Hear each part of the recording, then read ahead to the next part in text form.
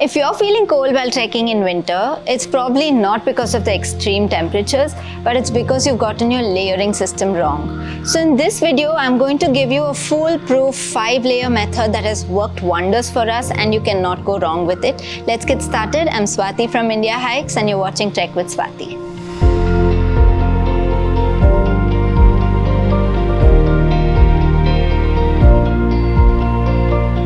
I notice that trekkers are confused about a lot of things, about when to layer up, what they should wear while trekking and what they should wear at the campsite, what materials to use. So I'm going to explain all of that in this video. You can use it as that ultimate guide to layering. But first, what is the mechanism of layering? Layering works with you trapping your own body heat within your warm layers. It gives you flexibility to remove as many layers as you want when you're feeling too warm, or to put on as many layers as you want when you're feeling too cold. But essentially there are 3 layers. One is your base layer, which is closest to your skin, which is touching your skin. Second is your insulation layer, which kind of traps the heat. And third is your shell layer, which keeps all the outside elements away like wind and rain. So these are your basic 3 layers, and what you're going to be doing is adding on 1 or 2 more of these layers to your system so that you can keep warm in winter. So what is your base layer? The base layer is what is closest to your skin. It is also called your second skin. And what your base layer needs to do is wick moisture away from your clothes, away from your body. Basically, when you're trekking, you are going to sweat no matter how cold it is. And if you're wearing something like cotton, that cotton will get wet. Hold on, it'll become damp, heavy, and your body will also get wet. It does not dry quickly. So what you need as a base layer is something that is moisture wicking, something that dries up quickly and allows your body to also breathe. So something like this that I'm wearing, which is a bit of a blended material, or something like merino wool, which is known to be a moisture wicking material, that is what you need as your base layer. On top of your base layer is a very normal dry fit layer, which is something like a dry fit t-shirt, something like this. So this is a dry fit t-shirt which you can use, which you would be using while running or trekking. And by the way, this is our new Nanda Devi Airflow t-shirt. It's beautiful, I love it. And if you want it, it's available on our store.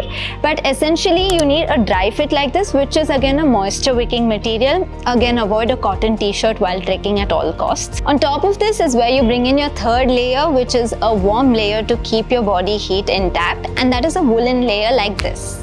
As you can see, this layer is still very light and compact, although it's woolen. It's not one of those old grandmother woolen sweaters. So make sure if you're carrying woolen, it is light and compact. And this is where if you're somebody who feels extra cold, you can add on 1 more woolen layer, because you can have lots of woolen layers to be compact and keep your body warm. Now, apart from that, your 4th layer is usually a workhorse, a jacket that you will use very often, and that is usually a fleece, something like this. So fleece is almost like a trekker's best friend because it's one of the most versatile layers you'll see. It is very light. You can carry it anywhere. You'll not feel the weight of it. It is also very compact. You can ranger roll it and put it in a corner of your backpack. So fleece is something you'll use quite a lot. Even on top of your base layer, fleece is something that you can use while trekking, and you can come back and take it off and it will be, you use it while trekking, off trekking, everywhere. So that's your best friend as a trekker. So on top of this comes your next layer, which is usually a shell jacket, which is something that protects you from the outer elements, something like this. Now this is either a padded jacket or a down jacket, something on those lines, which protects you from rain and snow. Many times it's not enough for it to tackle the rain. It's usually rain resistant for a little while, after which you have to put on your rain jacket. But this is something that will keep you from feeling colds and especially strong cold winds. This is where the biggest use case of it is. It is also a layer that you can use while trekking. It is a bit of a versatile layer which you can use while trekking on a cold windy day as well. So this is also always in the top compartment of your backpack. So these are your 5 upper layers, and as you can see, you're basically playing around with layers. So whether it is -10 degrees at Kedarkantha or -22 at Chadar, these are the mechanisms you're going to be playing with. If not 5, add on 2 more layers, add on a t-shirt, add on woolen, make them 7 layers. You'll feel much warmer. Right now I'm getting baked in these layers, so let me wrap this up soon. Talking about your bottom layers, it is not very hard. You just need a good pair of trekking pants, again which are dry fit and which will dry up quickly because you're trekking in snow, something like this. And if you're feeling cold, and you will, for the night you will definitely need another layer inside, which is something like this. These are thermals which are not cotton. Those old cotton thermals are out of the picture, those white ones. Use these, which are a little bit of a blended material with polyester. These will dry up sooner and they are much lighter and compact. So this is something that you'll use even while you're going on a summit climb. If it's very cold, you can use something like this. And on top of that, wear your trekking pants. And definitely wear it at night when you're going to sleep. That covers your top and bottom layers, but there is another equally important set of layers that you'll need on a winter trek, and those are your accessories. So the first one is something to cover your head with, something like this. As you can see, this is a snub cap and it covers my ears, and that's very important. You need to cover your head and your ears.